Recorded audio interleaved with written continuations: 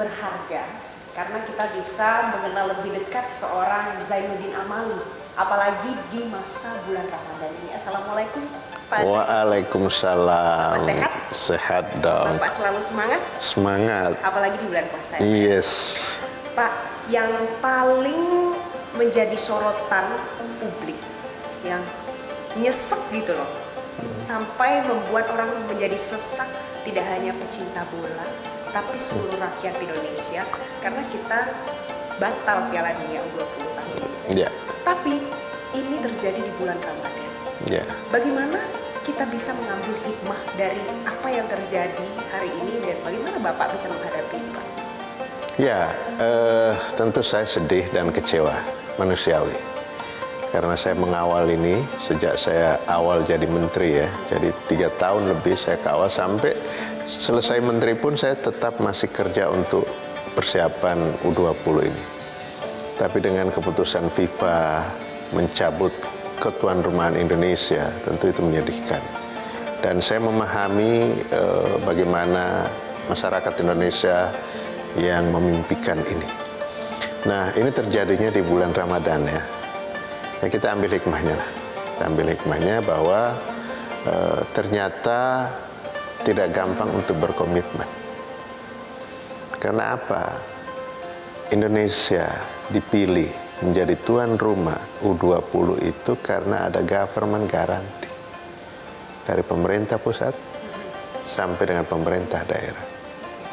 Tetapi FIFA melihat bahwa di ujungnya menjelang penyelenggaraan, komitmen kita tidak sesuai dengan apa yang sudah dituliskan itu. Komitmen kita tidak sesuai dengan apa yang sudah dituliskan, padahal ada government guarantee. Mungkin masyarakat bisa paham soal ini, tapi bagaimana saran dari masyarakat bisa lebih sabar menghadapi ini, apalagi sekarang bulan Ramadan. Bagaimana caranya supaya bisa memahami ini lebih konkret? Ya, artinya gini, ketika kita ingin sesuatu, harusnya kita sudah pertimbangkan berbagai hal. Sehingga begitu kita dapat, kemudian kita nggak belok-belokkan lagi bahwa oh saya meminta ini. Gini deh, kamu minta sesuatu dari saya, oke, saya kasih karena kamu minta. Tapi begitu saya sudah kasih, kamu Pak tambahin ini dong, minta ini lagi dong. Marah nggak saya? Marah. Nah, begitu juga FIFA. Anda ini kami kasih karena Anda minta, Anda bidding. Dengan persyaratan government guarantee dan host city agreement. Host city agreement itu ditandatangani oleh 6 kepala daerah. DKI Jakarta, Jawa Barat, Jawa Tengah, Jawa Timur, Bali, Sumatera Selatan, semuanya taken. Tanda tangan. Semuanya memberikan komitmen, 2 diantaranya Jawa Tengah, Bali, tidak menjaga komitmen itu. Biar masyarakat ini. Itu tadi kita cerita tentang bagaimana yang Bapak hadapi sekarang.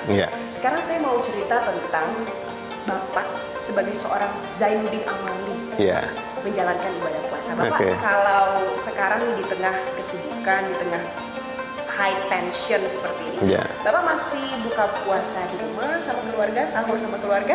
Kalau sahur ya, tapi buka hanya hari pertama. Setelah itu kan sudah ada aktivitas, kadang buka di sini dengan teman-teman sambil kita mendiskusikan persiapan kita untuk penyelenggaraan U20.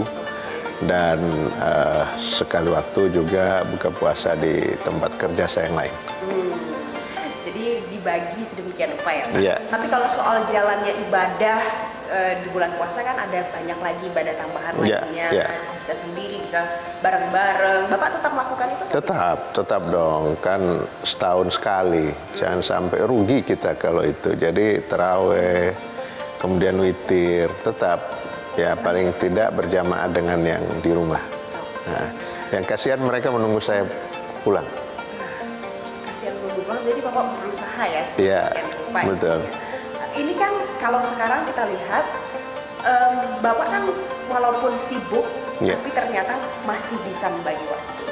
Mungkin ada pemirsa di rumah yang pada saat menemukan banyak kesibukan dan ketegangan yang tinggi, bingung, jadi nggak bisa bagi waktu. Bagaimana caranya Bapak memberikan saran apa untuk orang-orang yang mungkin menghadapi masalah ini?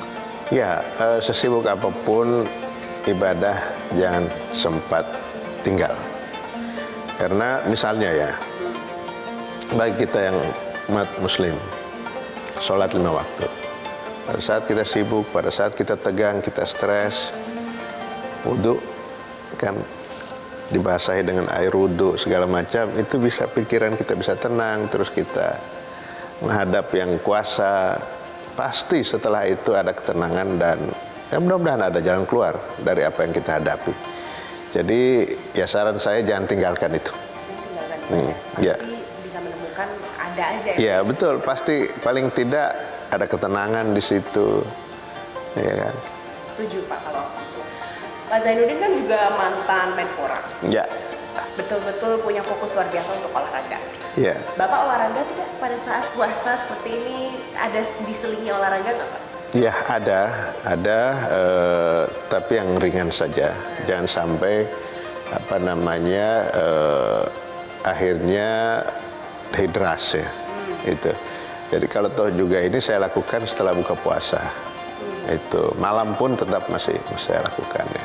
Dan itu di rumah, udah nggak di tempat lain lagi karena hanya di situ. Iya.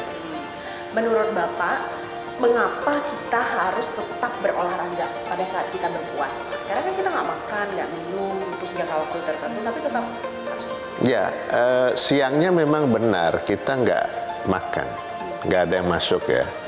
Tetapi pada saat sahur, pada saat buka puasa, itu kan bahkan sekarang buka puasa kebanyakan orang sebanyak-banyaknya yang masuk. Nah itu harus ada pembakaran, sehingga dia tidak menumpuk menjadi lemak, menjadi gula, kan gitu ya. Nah itu yang menjadi sumber penyakit. Jadi walaupun puasa tetap aja misalnya kalau saya sempat ya jalan ya itu atau ya yang penting ada gerakan fisik. Gitu. Itu pesan berharga, bermakna juga tentunya pasti untuk pemirsa. Terima kasih Pak Zainuddin sama-sama sudah mau berbagi sama pemirsa Metro TV bersama saya. Tentunya mudah-mudahan Bapak tetap sehat, puasanya lancar, berkah. Amin. Apapun yang Bapak kerjakan, semua ada solusinya. Amin. Insyaallah. Itu tadi bincang kita hari ini dengan Pak Zainuddin. Mudah-mudahan bisa jadi lebih luar biasa lagi manfaatnya untuk pemirsa dimanapun berada. Dari Jakarta, Valencia Melki.